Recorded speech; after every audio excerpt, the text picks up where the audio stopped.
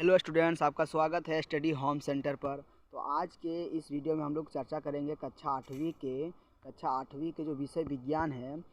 कक्षा आठवीं के विषय विज्ञान के चैप्टर 9 के बारे में हम लोग ऑब्जेक्टिव क्वेश्चन बनाएंगे। चैप्टर 9 का चैप्टर का नाम है लाइट। क्या नाम है? लाइट, जिसको बोलते हैं प्रकाश। लोग कक्षा आठवीं के साइंस का हम लोग चैप्टर 9 पढ़ेंगे, जो चैप्टर का नाम है प्रकाश। चलो चलते हैं क्वेश्चन की ओर। पहला क्वेश्चन क्या बोल रहा है, देखो। वह पदार्थ, ऐसे पदार्थ बताना है जो प्रकाश स्वयं उत्सर्जित करता है, उसको हम लोग क्या बोलते हैं? उसको हम लोग बोलते हैं प्रदीप्त वस्तुएं। क्या बोलते हैं? प्रदीप्त वस्तुएं, है ना। सेकेंड नंबर की क्वेश्चन की ओर चलते हैं। सेकेंड नंबर बोल रहा है कि आंख से दिव्यांग व्यक्ति के लिए कौन सी लिपि लोकप्रिय है? तो उसको हम लोग क्या बोलते हैं? कौन सा लिपि लोकप्रिय होता है? उसके लिए हम लोग ब्रेल लिपि इसके लिए उपयोग होता है। हम लोग के लिए होता है देवनागरी के लिए। जो स्वस्थ होता है उसके लिए क्या बोलते हैं? देवनागरी लिपि होता है। थर्ड नंबर क्वेश्चन की ओर चलते हैं। थर्ड में बोल रहा है कि मानव नेत्र वस्तु का प्रतिबिंब किस भाग पर बनता है? देखो, मानव नेत्र पे जो आँख जो हम लोग का है, किसी वस्तु का प्रतिबिंब किस जगह पर बनता है? तो वो कहाँ बनता है? दृष्टि पटल पर बनता है। कहाँ बनता है? दृष्टि पटल, जिसको हम इंग्लिश में बोलते हैं रेटिना। तो कहीं कहीं रेटिना मिलेगा, कहीं कहीं दृष्टि पटल। तो क्वेश्चन के घबराने की बात नहीं है। देखो नेक्स्ट क्वेश्चन के चलते हैं। नेक्स्ट क्वेश्चन बोल रहा है कि यदि आपतन कोण 30 डिग्री है तो परावर्तन कोण का मान कितना होगा? देखो आपतन कोण, देखो मान के चलो क्या समतल दर्पण है, इसमें कोई आपतित किरण आ रहा है, यहाँ से परावर्तित हो रहा है। तो बोल रहा है कि यदि आपतन कोण है, बीच में क्या होता है? अभिलंब होता है। तो बोला आपतन कोण जो याद दे दिया है यहाँ पर 30 डिग्री, तो परावर्तन कोण कितना होगा? यहाँ पर भी कितना होगा? 30 डिग्री, है ना। थोड़ा कलर चेंज कर लेते हैं। तो आपतन कोण भी क्या होगा? 30। तो यहाँ पर भी क्या होगा? 30। तो इसका राइट आंसर क्या हो जाएगा? Option number A is the correct answer. अब नेक्स्ट क्वेश्चन की ओर चलते हैं। नेक्स्ट क्वेश्चन बोल रहा है कि आँख में प्रवेश करने वाली प्रकाश किरणों को नियंत्रित कौन करता है? उसका नियंत्रित करता है पुतली। कौन करता है? पुतली। आँख में जो प्रकाश हम लोग को पड़ता है उसको नियंत्रित कौन करता है? पुतली। उसका पुतली का काम क्या होता है? आँख में प्रवेश करने वाली प्रकाश किरणों को नियंत्रित करना। 6 नंबर क्वेश्चन की ओर चलते हैं।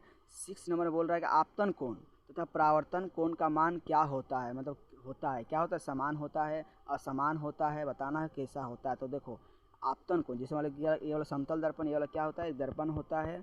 जब कोई आपतित किरण से टकराती है तो फिर पुनः वापस लौट जाती है, परावर्तित किरण हो जाती है। अब बीच में क्या होता है? अभिलंब। बीच में क्या होता है? अभिलंब। बीच में होता है अभिलंब। देखो यहाँ पे इस तरह होता है, बीच में अभिलंब होता है। तो बोल रहा है कि आपतन कोण तथा परावर्तन कोण, देखो आपतन कोण और परावर्तन कोण क्या होता है? हमेशा दोनों बराबर होता है, इसको याद रख लीजिएगा, है ना। तो इसका राइट आंसर कौन सा हो जाएगा? इसका राइट आंसर हो जाएगा option number B is the correct answer हो जाएगा, ठीक है ना। समान होता है हमेशा। अब नेक्स्ट क्वेश्चन के चलते हैं। 7 नंबर क्या बोल रहा है कि निम्न में कौन प्रदीप्त वस्तुएं है? मतलब इसे बताना है ऑप्शन कैसा है, यहाँ पर कौन सा ऑप्शन सही है जो प्रदीप्त वस्तुएं है, जो प्रकाश उत्सर्जित करती है, जो हमको रोशनी देता है। बताओ ऐसा कौन सा वस्तु यहाँ दिख रहा है जो प्रकाश देती है? ऐसा कौन सा वस्तु है? मानव क्या देती है? नहीं, मानव नहीं देती। लकड़ी भी नहीं देता है, पत्थर भी नहीं देता है। वो देता है कौन है?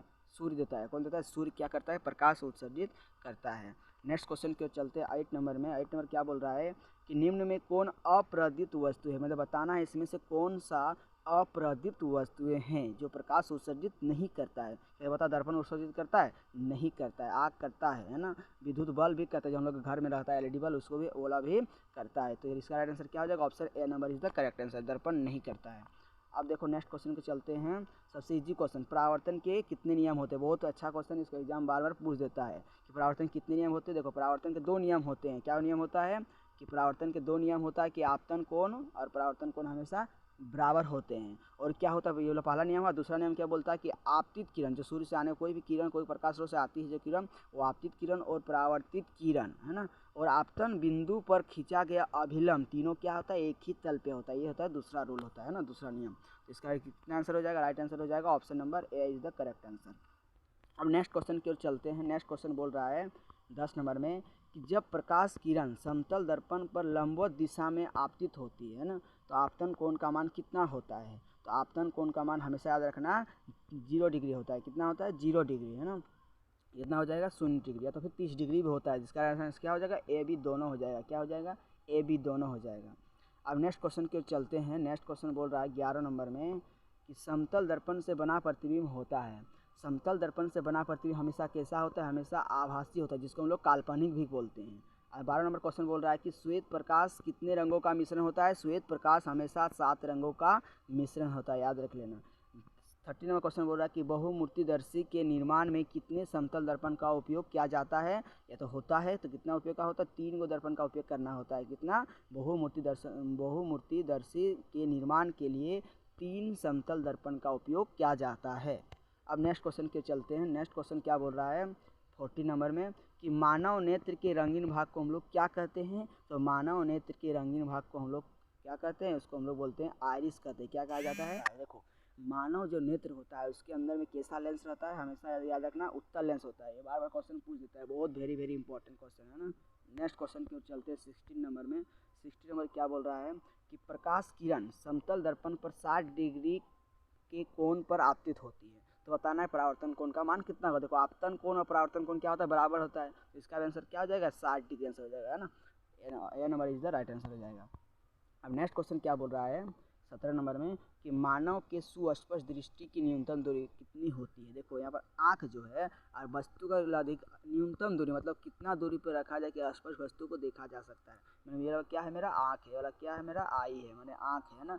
मैंने वस्तु कितना दूरी पर रखा जाए कि वस्तु पूरा स्पष्ट दिखाई दे। याद रखना उसका दूरी कितना होता है, न्यूनतम दूरी 25 सेंटीमीटर होती है। कितनी होती है, 25 सेंटीमीटर, याद रख लेना, है ना। अब नेक्स्ट क्वेश्चन पे चलते हैं 18 नंबर में। क्या बोल रहा है कि आइरिस में स्थित छोटे छिद्र को क्या बोलते हैं। तो देखो आइरिस में जो छोटा छिद्र होता है उसको हम लोग बोलते हैं पुतली। क्या बोलते हैं, उसको पुतली बोलते हैं। अब 19 नंबर क्वेश्चन बोल रहा है कि 2 समतल दर्पण 90 डिग्री के कोण पर रखे हो। क्या बोले, 2 समतल दर्पण 90 डिग्री के कोण पर रखे हो और उनके बीच रखे वस्तु के प्रतिबिंब की संख्या कितनी होगी। तो याद रखना 3 होता है। कितना होता है, 3 को प्रतिबिंब बनेगा, 3 को, है ना। अब नेक्स्ट क्वेश्चन को चलते हैं। नेक्स्ट क्वेश्चन क्या बोल रहा है कि किस प्रक्रिया के कारण श्वेत प्रकाश 7 रंगों में विभक्त हो जाती है। देखो किस प्रक्रिया के कारण जो श्वेत प्रकाश जो आता है, इधर से जो प्रकाश आता है जो 7 रंगों में विभक्त हो जाते हैं, किस प्रक्रिया के कारण होता है, वो होता है वर्ग विक्षेपण के कारण। क्या होता है, विक्षेपण प्रक्रिया कारण होता है ना। जिसमें देखो यहाँ पर प्रिज्म रखता है, यहाँ पर प्रिज्म, और यहाँ पर जो सूर्य की किरण पड़ती है जब उसका आती है उसके बाद यहाँ पर 7 रंगों में विभक्त हो जाती है, याद रख लेना, है ना। तो इसका राइट आंसर कितना हो जाएगा, option number A is the correct answer हो जाएगा। यदि वीडियो पसंद आए तो जरूर से जरूर वीडियो को शेयर कीजिएगा। धन्यवाद। नेक्स्ट वीडियो मिलते हैं, अगले वीडियो में लाएंगे नेक्स्ट क्वेश्चन की ओर।